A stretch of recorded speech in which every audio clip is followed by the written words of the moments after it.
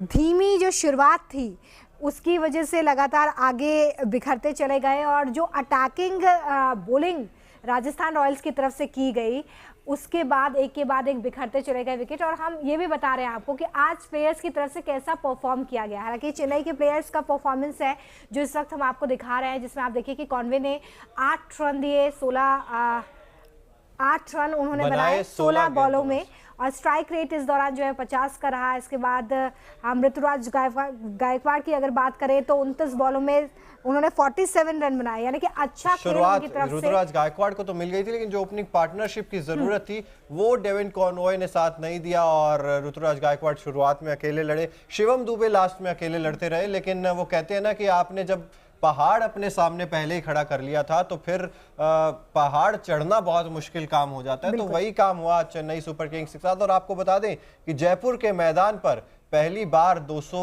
Run का आंकड़ा किसी टीम ने पार किया T20 में, तो ये तो आपके गेंदबाजों ने मतलब हरवा दिया था पहले ही। बिल्कुल। और चिराग, आप इसको दो तरीके से देख सकते हो। पहली चीज ये कि अगर आप पावर प्ले की बात करें, जो CSK और RR ने जो स्टार्ट दिया है, उन्होंने फर्स्ट 6 ओवर में पावर प्ले का सबसे अच्छा यूज किया, उन्होंने 62 बनाए हैं। वहीं CSK ने सिर्फ 42 बनाए हैं। रोमिता, आप ये दोनों में अंतर देख सकते हैं। आई थिंक ये सबसे बड़ा डिफरेंस है, क्योंकि यशस्वी जायसवाल ने आज जो बैटिंग की है, मजा आ गया बैटिंग देखकर। बिल्कुल। मैं शिवम दुबे का भी जिक्र यहाँ पर करना चाहूँगी। उनकी तरफ से भी आज जिस तरह की क्रिकेट खेली गई वो ज़ाहिर तौर पर बहुत ही काबिले तारीफ है।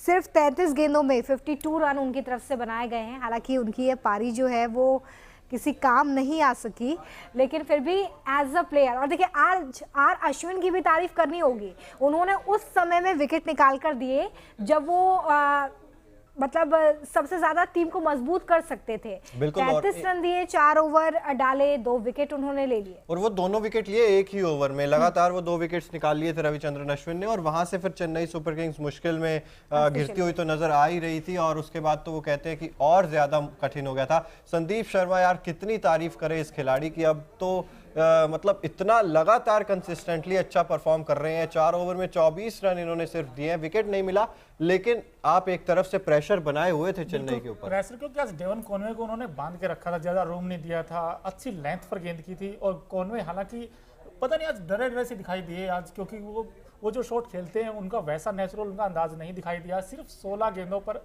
सिर्फ 8 रन बना सके।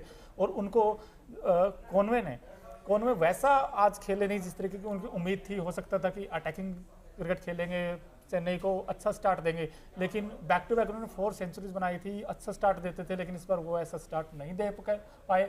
हालांकि ऋतुराज गायकवाड़ ने 47 फ्रॉम 29 बॉल में बनाए, लेकिन वो 47 काफ़ी नहीं थे, क्योंकि आपको टारगेट 203 का था आपके सामने। लेकिन तारीफ करनी पड़ेगी संदीप शर्मा की, जिस तरीके से उन्होंने बॉलिंग की, सिर्फ 4 ओवर में सिर्फ 24 रन दिए हैं। काबिले तारीफ है गेंदबाजी, बिल्कुल काबिले तारीफ। और आज अजिंक्य रहाणे का भी बल्ला नहीं चला, ये भी लगातार परफॉर्म कर रहे थे।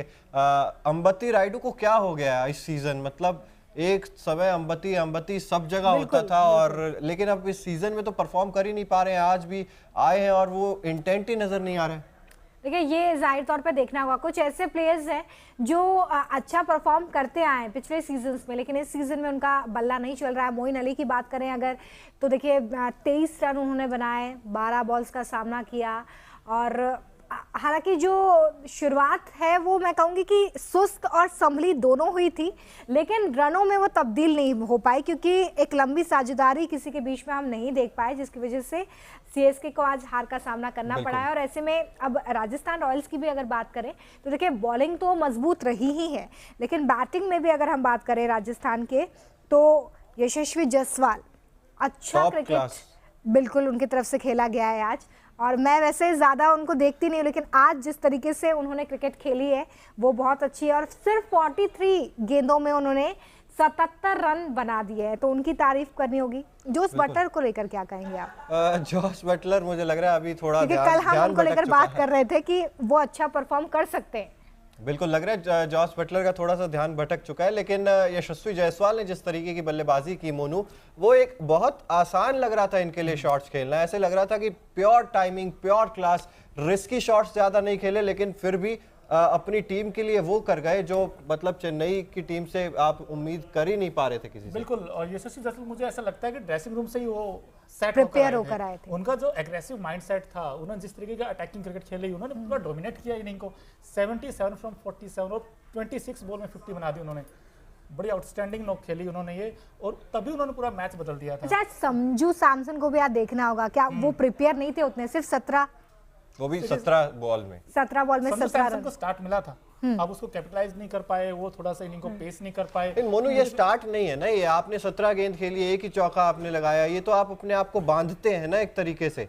आप प्रेशर तभी बना पाएंगे जब आप हाथ खोलेंगे। अटैकिंग क्रिकेट ऐसा लगा होगा बिल्कुल। क्योंकि एक एंड से आप यशस्वी जायसवाल अच्छे रन बना रहे थे, तो उन्होंने सोचा कि स्ट्राइक लेकर देंगे, लेकिन संजू सैमसन को भी रन बनाने पड़ेंगे थोड़ा सा, क्योंकि वो जो नंबर 3 पर बैट्समैन जो स्लॉट है ना, वहां से मैच बनता भी है, और वहां से अगर वो रन बनाते तो हो सकता है ये 220, 230 तक भी स्कोर जा सकता है। लेकिन चलिए, उनके पास 32 रनों से अगर जीत हासिल की है यहाँ पर राजस्थान रॉयल्स ने, तो फिर आपको संजू सैमसन कितना चुभाया नहीं। लेकिन ये रन्स, ध्रुव जुरेल के ये रन्स बहुत ज्यादा काम आए राजस्थान रॉयल्स के। अंक आखिरी में आके 15 गेंदे 34 रन, 226 का स्ट्राइक रेट, इन्होंने लास्ट में तो ऐसा मतलब तूफान मचा दिया था। अब अगर बात करें 18वें ओवर तक, जैसा कि हम अभी बात कर रहे थे, तो लगभग बराबर ही थी चेन्नई सुपर किंग्स और राजस्थान रॉयल्स, लेकिन वो फर्क कहाँ आया? ध्रुव जुरेल की इस पारी से। और देखिए, हर बार हम ये देखते भी हैं, कई बार जो मैच का टर्निंग पॉइंट होता है या जो मैच का विनिंग फैक्टर होता है, वो वही आखिरी ओवर में दिए गए या बनाए गए रन्स होते हैं जो बाद में जाके भारी पड़ जाते हैं थोड़े से। और शायद आज यही हुआ है जिसकी वजह से इतना बड़ा फासला है, पहले 3 और अब 32 रनों से हार का सामना सीएसके को करना पड़ा है। लेकिन कल मैं आप दोनों से ही पूछ रही हूँ, कल हम बात कर रहे थे कैप्टन कूल की रणनीति में कहाँ थोड़ी सी कमी रह गई। कमी यही रह गई, खुद ऊपर क्यों नहीं आ रहा है, मेरे तो इस समझ से परे है ये चीज की, मतलब बल्लेबाजी करने आते ये भी ही थोड़ी की इंतजार करते रणनीति रहते हैं। है कि नहीं, जो बाकी प्लेयर्स है उन्हें मौका दिया जाए, क्योंकि हमने कई बार उनकी इस रणनीति को देखा है इंडियन टीम में भी। नहीं वो ठीक है, लेकिन आप शायद यहाँ पर आप ऊपर आ सकते थे। मतलब महेंद्र सिंह धोनी, फैन फॉलोइंग भी इतनी है, पहला विकेट गिरते ही यूं तो लोग धोनी धोनी करने लग जाते हैं। लेकिन आप बहुत लेट आ रहे हैं, मुझे लगता है खुद महेंद्र सिंह धोनी। और रविंद्र जडेजा से तो बेहतर फिनिशर आप अपने आप को मान सकते हैं, तो आप उनसे तो ऊपर आ ही सकते हैं। बिल्कुल। और आपको एक बात बताऊं, मैच है ना ऊपर आके जीते जाते हैं, ना कि नीचे आकर। क्योंकि आप बार बार हम कहते हैं कि MS धोनी क्यों ऊपर नहीं आ रहे, क्यों, ये सबसे बड़ा सवाल है। आई थिंक इसका जवाब या तो टीम मैनेजमेंट दे सकती है, या उनका जो थिंक टैंक है वो दे सकता नहीं, है। लेकिन फैंस भी तो धोनी की जो दरकार है वो तभी करते हैं जब कोई ऐसी सिचुएशन आ जाए जहां पर हम ये बोल सके कि अनहोनी को होनी कर दे धोनी। हाँ बिल्कुल, वो क्या गेम को डीप लेकर जाते हैं, हम सब मानते हैं, लेकिन यहाँ पर तो डीप गेम गया ही नहीं। आपको आखिरी ओवर में इतने ज्यादा रन चाहिए, 32 रनों से आप हार गए। तो मुझे लग रहा है कहीं ना कहीं महेंद्र सिंह धोनी को, बाकी रणनीति ठीक है, आप हार इतना ज्यादा भी आप हार नहीं रहे हैं। पॉइंट्स टेबल की भी अगर मैं यहाँ पर जिक्र करूँ तो थर्ड नंबर पर है चेन्नई सुपर किंग्स, दूसरे नंबर पर अब गुजरात टाइटंस है, और तीसरे पे चेन्नई सुपर किंग्स है, पहले पर राजस्थान रॉयल्स आ गई है। तो आप तीसरे नंबर पर ही है ना। आपने मुकाबले तो 8 में से 5 मुकाबले तो आपने जीत लिए हैं, तो ऐसा नहीं है कि रणनीति पूरी बहुत ज्यादा खराब है, लेकिन मुझे लगता है थोड़ा सा ऊपर आना चाहिए। और आज तो गेंदबाजों ने जो रन खाए हैं चेन्नई सुपर किंग्स के लिए, वही बहुत बड़ा मैं कहूंगा कि नेगेटिव पॉइंट चला गया था। 4 ओवर 42 रन तुषार देशपांडे ने खर्च किए, 4 ओवर में 48 रन पथिराना ने खर्च किए, और पथिराना तो यार बहुत शानदार टच में नजर आ रहे थे, आज तो सभी ने पिटाई कर दी उनकी। देखिए, हर किसी का हर दिन हो नहीं सकता, लेकिन तुषार देशपांडे और पथिराना दोनों आपके फ्रंट लाइन गेंदबाज हैं, अगर मार खाते हैं तो दैट्स वाइज स्कोर 200 बन गया। बट आपने आज आई थिंक रोमिता जी, हमें तिवारी जो तारीफ करनी चाहिए, वो हमें आज एडम जैम्पा की भी करनी चाहिए, क्योंकि वो उनको वापस लेकर आए चिराग सर, और उन्होंने क्या बॉलिंग की, 3 ओवर 22 रन और 3 विकेट, तीनों क्रूशियल विकेट निकाले उन्होंने, और वहीं से मैच बदल गया पूरा का पूरा। लेकिन अब मजे की बात यह है कि राजस्थान अब टॉप पर चला गया। बिल्कुल, 3 विकेट निकाले, और खास तौर पर देखिए यहाँ पर हमें पता था कि जयपुर के विकेट पर, क्योंकि वो कहते हैं ना कि दूध का जला छाछ भी फूक फूक कर पीता है, तो ये हार लखनऊ से मिली थी, वहां पर पता था स्पिनर्स चलेंगे, ट्रेंट बोल्ट नहीं खेले, उनकी जगह ये एडम जैम्पा खेले, तो वहां पर आप 3 विकेट्स ले गए। तो डिसाइडिंग फैक्टर तो ये हो ही जाता है ना कि आपको पता था कि आपको जयपुर के विकेट पे किन खिलाड़ियों के साथ खेलना है, आप उन्हीं खिलाड़ियों के साथ खेले, और आपने शानदार प्रदर्शन किया। इसके अलावा देखिए, मैं बात कर रहा था पथिराना की, तो बात हम लोग कर ही रहे थे, तुषार देशपांडे ने भी रन खाए खूब। उसके अलावा अगर मैं बात करूं, मोइन अली 2 ओवर में 17 रन इन्होंने दिए, आकाश सिंह 2 ओवर 32 रन खर्च किए आकाश सिंह ने भी आज।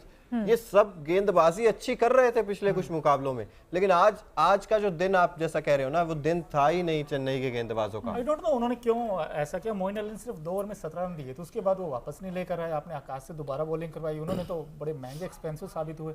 तो आई थिंक ये विकेट वैसे स्पिनिंग के लिए थोड़ा अच्छा था as compared to the seamers के मुकाबले। बिल्कुल स्पिन हो रही थी, गेंद थोड़ी नीचे भी रह रही थी। विकेट ही कुछ ऐसा था कि इसमें गेंद उतना बाउंस नहीं था विकेट पर, गेंद थोड़ा रुक के आ रही थी, फंस कर आ रही थी, और इसीलिए डेवन कॉनवे को भी दिक्कत आई, और इसीलिए रविंद्र जडेजा ने आके वो रन बनाए।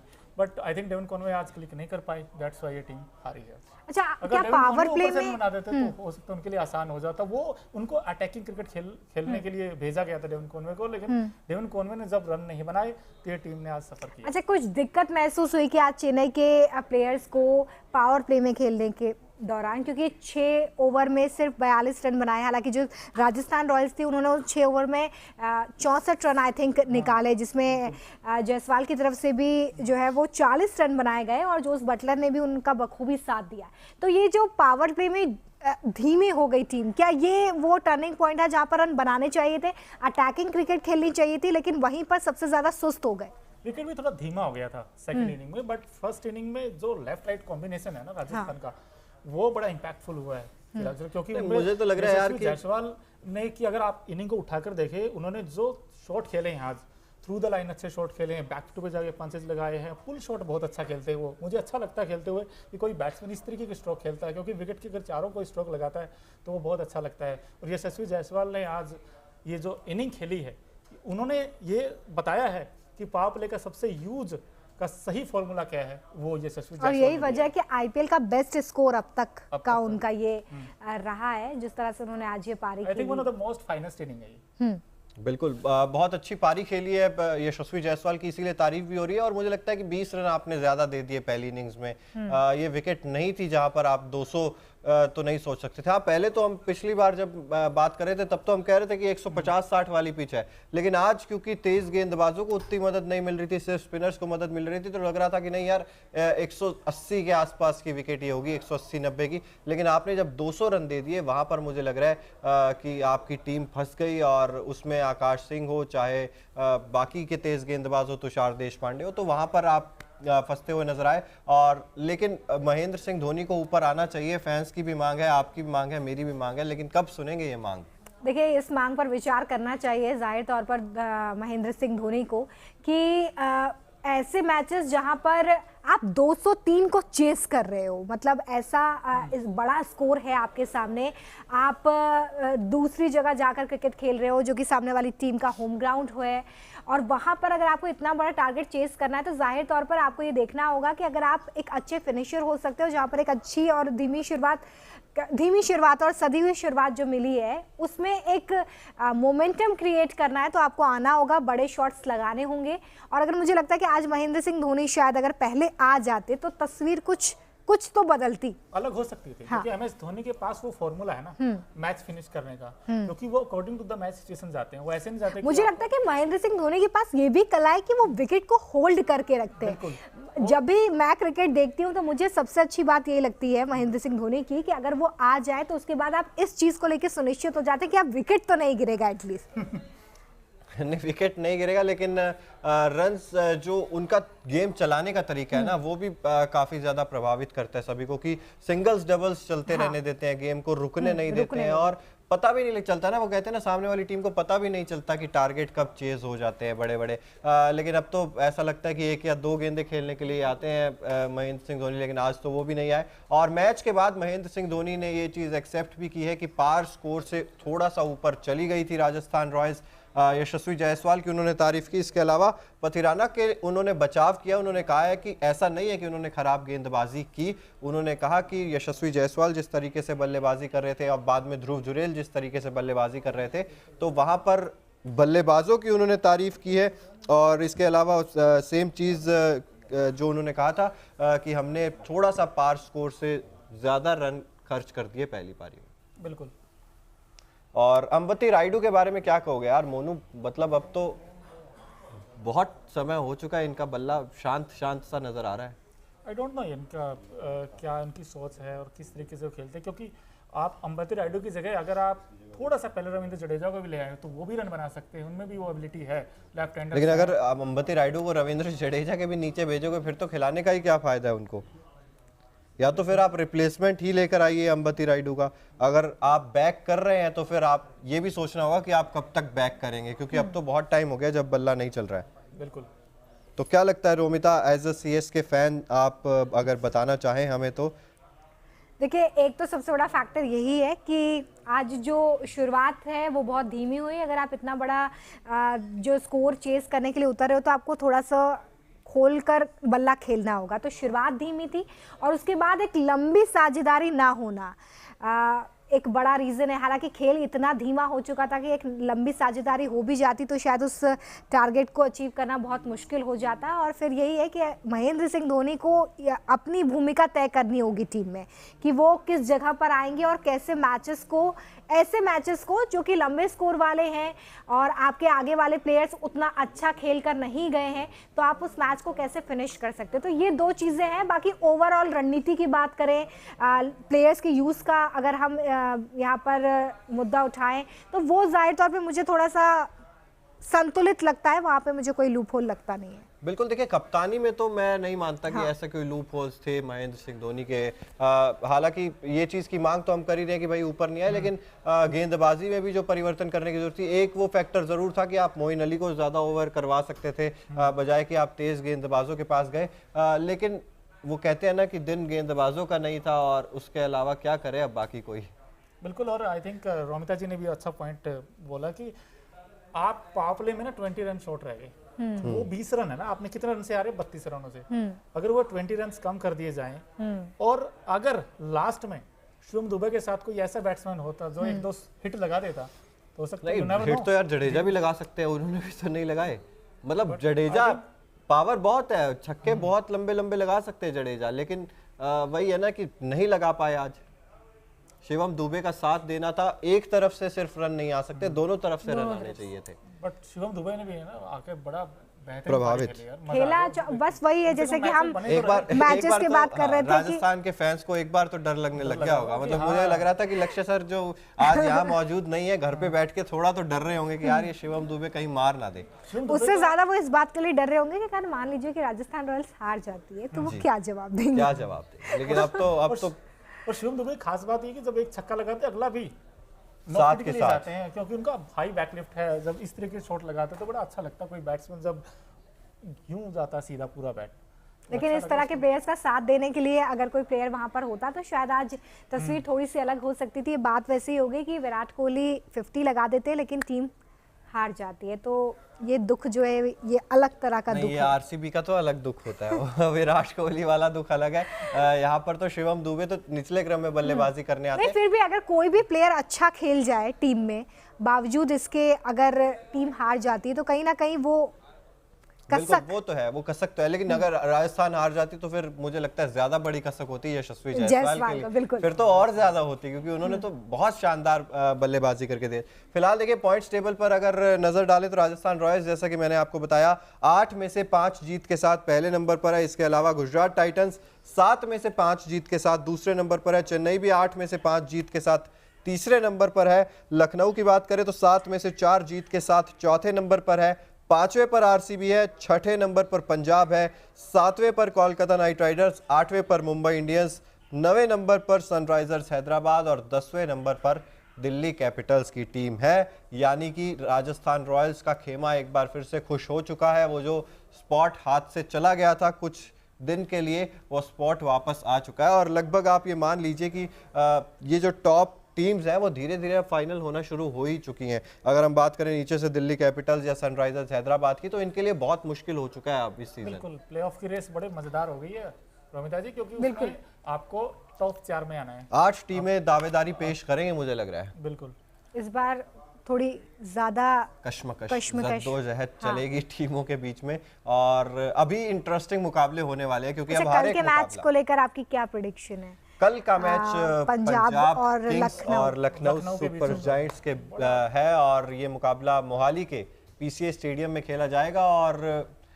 उम्मीद है कि कल शिखर धवन वापसी कर सकते हैं। शिखर धवन ने अगर वापसी की तो गब्बर जब आएगा तो रन बनाएगा। गरजेगा। गब्बर जो आएगा तो रन रन बनाएगा। बनाएगा। उन्होंने अभी भी उन्होंने बहुत अच्छे बैटिंग की थी पीछे इंजर्ड होने से पहले, तो वो अच्छा स्टार्ट देते हैं। और प्रभ सिमरन के साथ वही लेफ्ट राइट कॉम्बिनेशन जो उनके लिए काफ़ी हेल्दी माना जाता है, क्योंकि प्रभ सिमरन के जब रन आते हैं तो शिखर धवन भी रन बनाते हैं, बिल्कुल, ये सच है। खरबूजे को देख के खरबूजा रन बदलता है, या कहें कि शिखर धवन जब बनाते तब प्रभ सिमरन सिंह। बट प्रभ सिमरन का भी कहना पड़ेगा, वो बड़े आउटस्टैंडिंग बैट्समैन है, वो बेखौफ खेलते हैं शुरू में ही आते ही। और अब तो हरप्रीत सिंह का बल्ला भी चलता हुआ देख लिया, सैम करन का बल्ला भी चलता हुआ देख लिया, उसके अलावा अर्शदीप सिंह की वो गेंदबाजी देख ली जो 2 गेंद पे 2 डंडे तोड़ दिए थे, तो वह वो तो मतलब सुपर क्लास चीज़ है। और अब पंजाब किंग्स की बात कर ली, लखनऊ की थोड़ी सी बात करें तो निकोलस पूरन शानदार फॉर्म में, मार्कस स्टोइनिस ने कुछ अच्छे रन बनाए, केएल राहुल के बल्ले से रन निकल रहे हैं, तो इंटरेस्टिंग मुकाबला तो देखने को मिलेगा ही। आप किसकी साइड हो, लखनऊ की या पंजाब की? देखिए मेरा कोई खास इंटरेस्ट नहीं है, लेकिन फिर भी मतलब एक अगर नाम लेना हो तो पंजाब। पंजाब वो इसलिए क्योंकि मैं चाहता हूँ कि ऐसी टीम जीते, इसलिए कि आप हरियाणा से हैं तो पंजाब के ज्यादा नजदीक है। पंजाब का वो आता भी है, बट